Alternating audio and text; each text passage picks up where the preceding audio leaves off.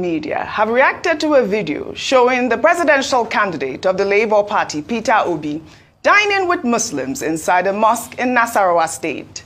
The former Anambra State governor visited the International Market Central Mosque to participate in the breaking of the Ramadan fast on Monday evening. The video captured Peter Obi spoon-feeding a young boy inside the mosque, while other congregants gathered around him watching.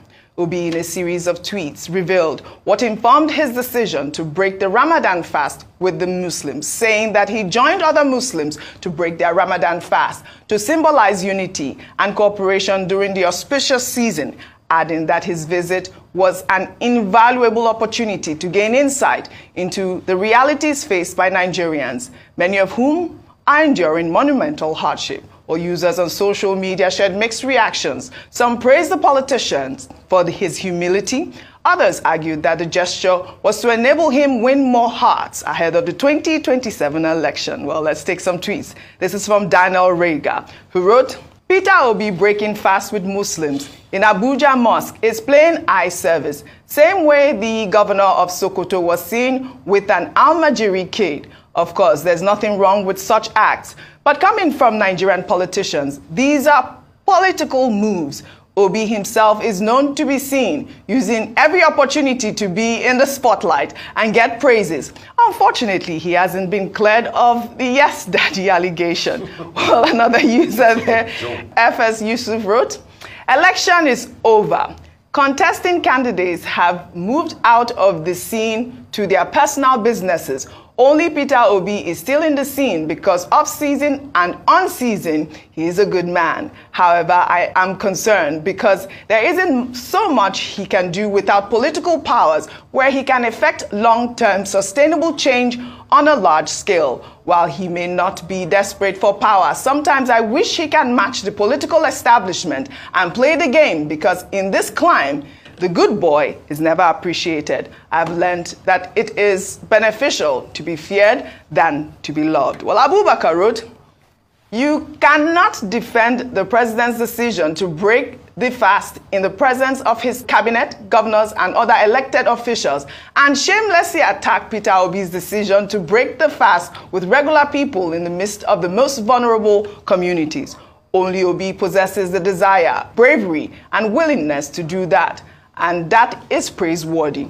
When you visit or invite an ordinary Muslim to iftar, he won't soon forget it. This is a selfless gesture that truly warms the heart. Dr. Vati, over to you. Well, I mean, to those people who say this is about 2027 and saying that this is a populist gesture on the part of Mr. Peter Obi, they need to be reminded that this is not the first time he's doing this. As governor in Anambra State, he identified, also with the Muslim community during the month of Ramadan. So it's not as if he's doing something that he's not been doing before, okay? And he made a point that this is to symbolize the need for unity and cooperation.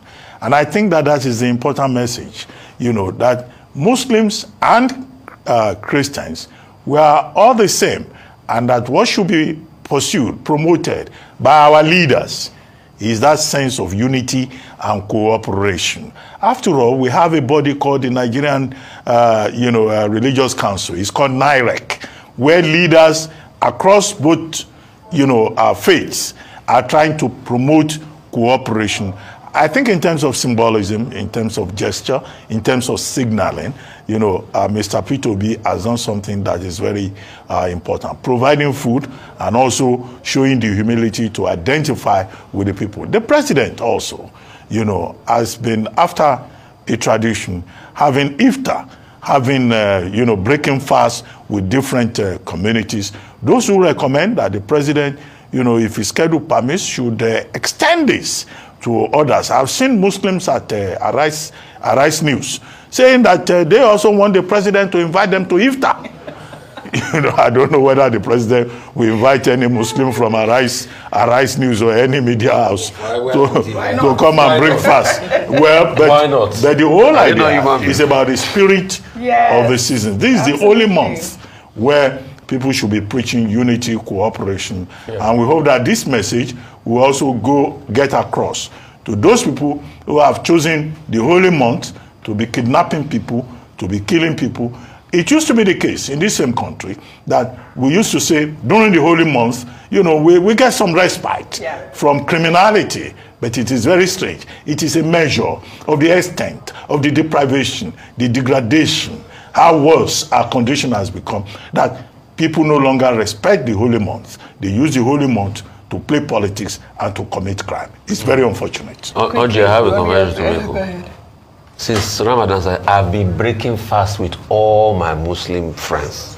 There's no evening. In fact, this evening I have somewhere to go. Okay. Yes. You have been breaking fast. Ojineka has been cooking for some Muslims. Yes, because you will have to tell me those people you are cooking for. Because in the end, I want all Muslims to go and cook. in the end, we are all together. Yes, we are. So, before Ramadan, we will get a lot of people and we'll break fast together and I will pay for their meals. Well, all right. You see, because the things that unite us are deeper than what divides us, and that's why all sorts of very funny, ill-thought-out comments that this is about politics. This is never about politics. Well, all right. Is that child not a human being? What's the big deal in a politician eating with the child and being there for them? You see, that's why social media is running a lot of people mad and they're having midlife crisis. All right, because fine. people are